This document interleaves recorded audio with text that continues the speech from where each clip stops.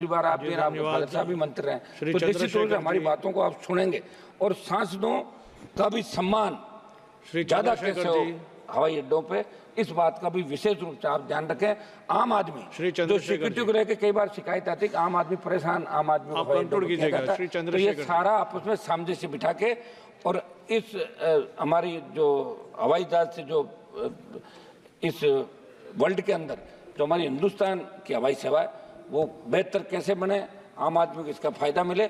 और देरी से कई बार धन्यवाद बेनीवाल जी, धन्यवाद खत्म कर रहा हूँ मैं मेरा ही बता दूं आपको। एक बार वो जयपुर जाना था, 7 बजे का मैंने कराई खादी थी और बेनीवाल जी धन्यवाद, बेनीवाल जी धन्यवाद। 2.5 घंटे देर नथिंग विल चलो अच्छा बैठ जाओ तो आप इन सब बातों में ध्यान, धन्यवाद, बहुत बहुत धन्यवाद आपको। धन्यवाद सभापति महोदय।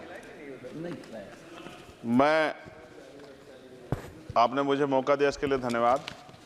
मैं अपने व्यक्तिगत जीवन में मेरे आज भी याद है, मेरी माँ ने एक बार मुझसे कहा कि मेरे मामा बहुत गौरवशाली हैं कि उनकी बिटिया ने उनको प्लेन का सफ़र करा दिया।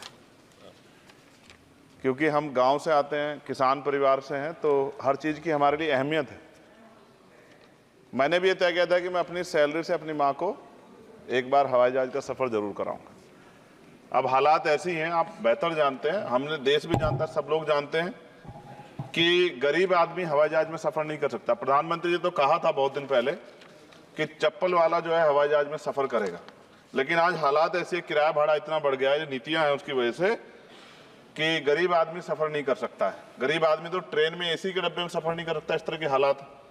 तो मेरी मंत्री जी से मांग है कि कोई व्यवस्था ऐसी की जाए कि जो करोड़ों महिलाएं देश की हैं, करोड़ों परिवार ऐसे जिन्होंने सपना ही देखा हवाई जहाज को जाते, उनको भी एक बार मौका मिले कि हवाई जहाज का सफ़र कर लें। तो अगर किराया सस्ता होगा तो शायद वो प्रयास कर सकते हैं, उनके बच्चे प्रयास कर सकते हैं। साथ साथ वायु यात्रा में सेफ्टी सिक्योरिटी का बहुत ज़्यादा ध्यान रखने की ज़रूरत है। कई बार हादसे हुए हैं, कई चीज़ों पर हमें गौर करना है। साथ साथ ज़्यादातर एयरपोर्ट जो है वो प्राइवेट हो गए और प्राइवेट होने की वजह से कर्मचारियों का शोषण होता है। कर्मचारियों की, क्योंकि हमारे यहाँ बेरोजगारी बहुत है, तो कर्मचारियों को वहाँ काम करने में जो सैलरी मिलती है उसमें एक बार का टिकट भी नहीं आता कई जगह पे। तो मेरी आपसे ये आग्रह है कि जिन लोगों जो प्राइवेट हो गए वहाँ भी सैलरी कम से कम न्यूनतम वेतन इतना होना चाहिए 20,000 रुपये कि वो अपने परिवार का भी और सफ़र भी वो कभी कर ले, ऐसा मौका भी उन्हें मिलना चाहिए। साथ साथ प्राइवेट होने की वजह से SC ST OBC के बच्चों को जो नौकरी मिल जाती थी वो भी जीरो होगी। तो मेरी आपसे आग्रह है कि अगर प्राइवेट भी हो गया तो उनसे भी कहा जाए कि कमजोर वर्गों के लोग बच्चों को मौका दिया जाए। साथ साथ नगीना में जहां जिन्होंने मुझे चुन के भेजा, मैं उनका धन्यवाद करता हूं उस क्षेत्र का, वहां एयरपोर्ट नहीं और लंबे समय से उनकी मांग, वहां पायलट ट्रेनिंग स्कूल भी नहीं है, एरोस्टेस ट्रेनिंग स्कूल भी वहां खोलना चाहिए क्योंकि ग्रामीण क्षेत्रों की प्रतिभाओं को नकारना नहीं चाहिए। साथ साथ मेरा जिला जो है सहारनपुर, वहां एयरपोर्ट पुराना है, वो डिफेंस का है सरसावा में, लेकिन वहां से पैसेंजर जो है यात्रा के लिए कोई सुविधा नहीं। और साथ साथ एक जगह है छुटमलपुर, क्रांतिकारी जगह है, जहां हम पैदा हुए, क्रांतिकारी जगह है ही वो सर। तो वहां पे भी हवाई पट्टी की जो है स्थापना जो है सरकार को करानी चाहिए। हमारे लोगों को, छुटमलपुर के लोगों को बहुत अच्छा लगे और फायदा भी होगा, बहुत सारा जो है आसान हो जाएगा जनता के लिए।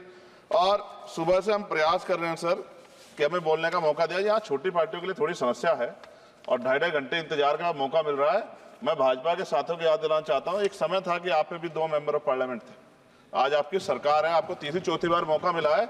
अगर हम लोग भी ज्ञान की कमी थोड़ी है किसी में, ऐसा तो रानी के पेट से ही राजा पैदा होता है या कोई माँ के पेट सीख के आता है। हम तो संघर्ष करके आए 15-15 साल, तो जब हमें मौका नहीं मिलेगा, अपनी बातें रख पाएंगे तो हमारी बात कैसे पहुंचेगी।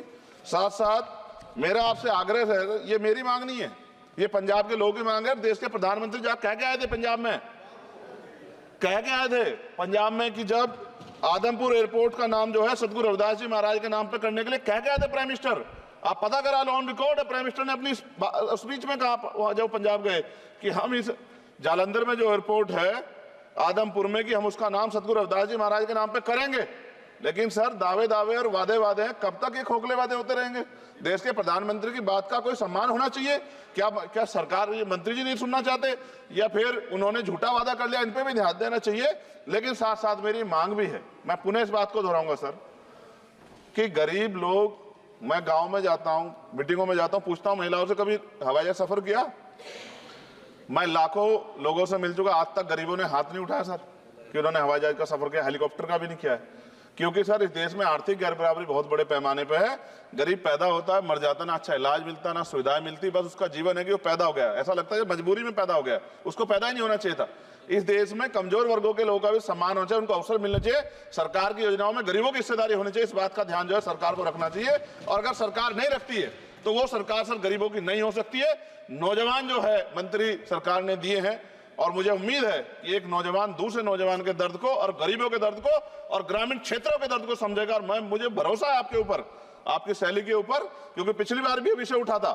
हम जाते हैं सब लोग कि आप इस बात को इस बार सफल करने में कामयाब हो जाएंगे। मेरी मंगल कामनाएं भी है कि कोई गरीब परिवार आपको प्रार्थना करे, दुआएं करे कि आपने उनको ये मौका दिया। वरना आदमी पैदा होता है भारत में और गरीबी में मर जा, हजारों साल चला।